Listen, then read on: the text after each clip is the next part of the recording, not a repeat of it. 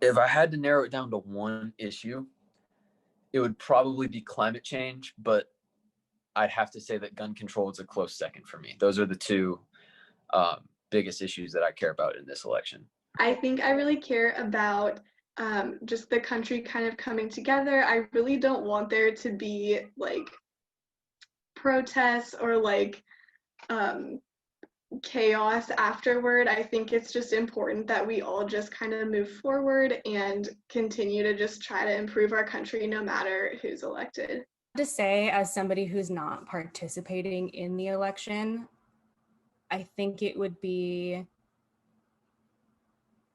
I really just want things to go back to normal. And I don't mean in the way of like COVID-19 needs to go away, but things are just so polarized right now that I kind of mean it in that way. Like everybody is divided entirely. Everybody's kind of laughing at us, like all like the European countries and everybody else in the entire world, Canada and everybody, they're all laughing at us right now because we're in such disarray. And I think that's what I care about the most for this election, is for it to be over and for this to go back to some sort of normalcy.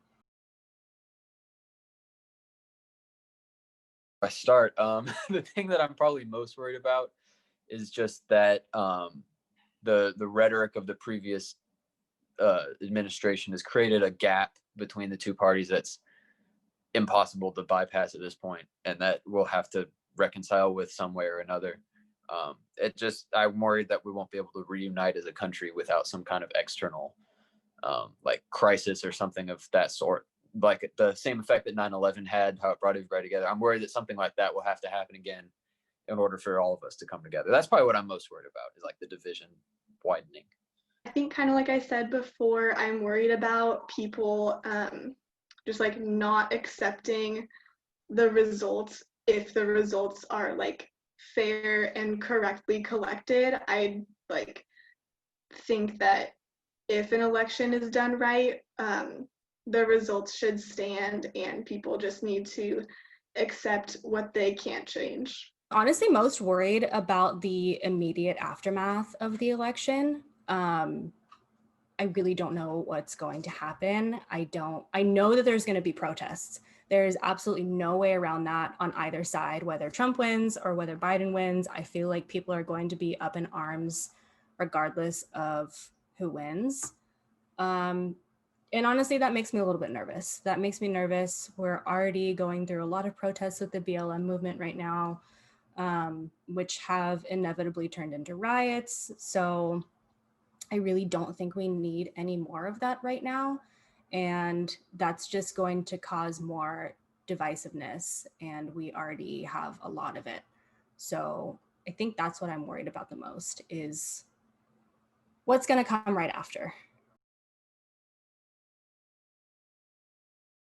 I want people to respect each other regardless of their politics now. Like, it's really frustrating to me, and I'm guilty of this too. Like, I think everybody is a little bit. It's so hard for people to respect how everybody votes nowadays, and it's just really unfortunate that we can't even have like a civil discussion about politics between anybody without it turning very personal very quickly. And I just really hate that about today's society. So I think in the country as a whole, I would like to see for more of people to view people of the opposite political party not as their enemies. I think it would be better for everyone if we all saw each other as just human beings and people that are all trying to work towards creating a country that's the best for everyone. I think that should be all of our mindset, and I think that we need to just view each other as people.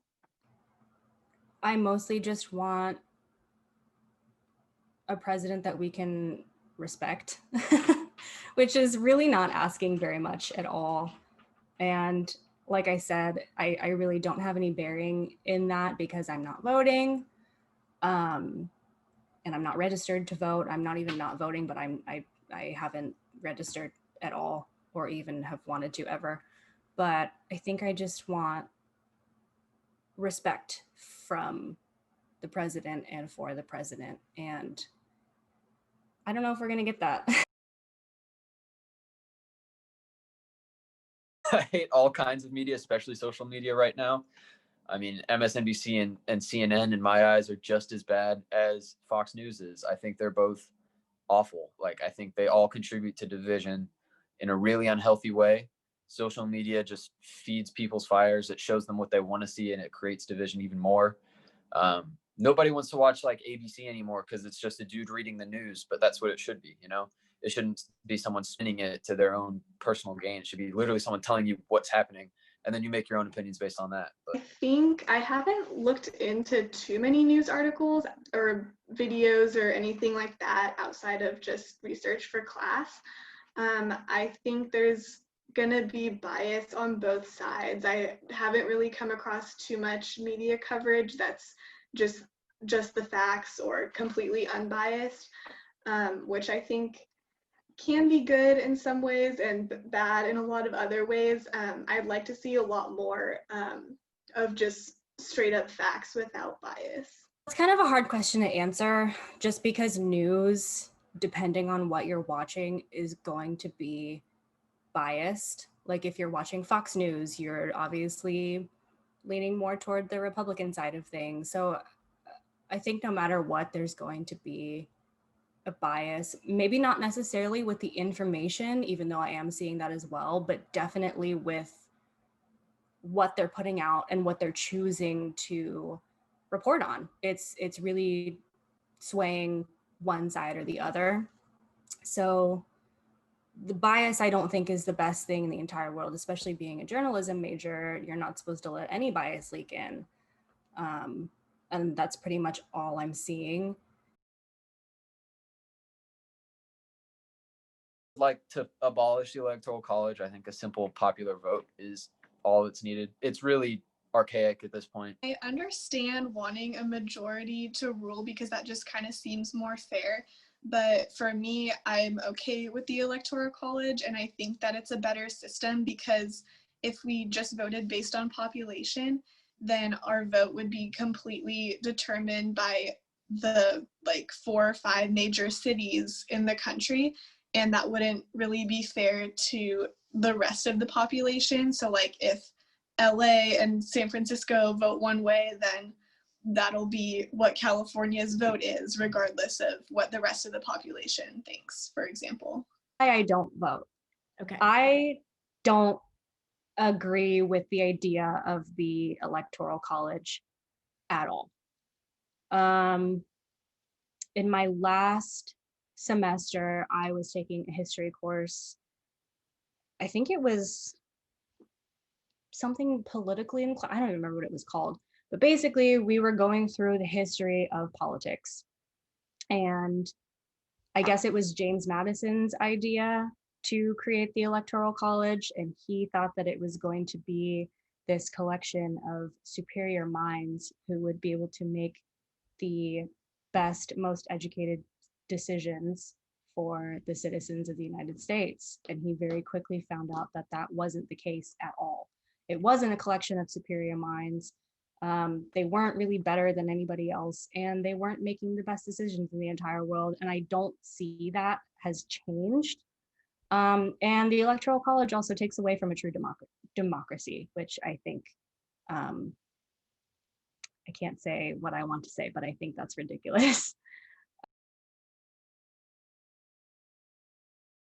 Personally, I dislike the new judge for various reasons. But that being said, as much as I am unhappy about the contradiction of the Republican Senate refusing to confirm Senate or candidate Merrick Garland under Obama, it was all within their power to do what they did. Like, although it was very contradictory of them, constitutionally what they did is proper. So I have a hard time arguing it. It really does anger me because they were so bipolar about it. They said one thing about Merrick Garland, and now with Justice Barrett, they're saying a completely different thing in the exact same situation. So that frustrates me. But that being said, what they did this time is technically what's supposed to happen. So it's hard for me to get upset about that. But personally, I don't like the new judge at all.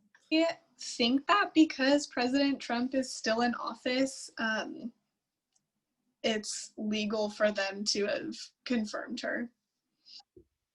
I don't know anything about the new judge, to be honest. Okay.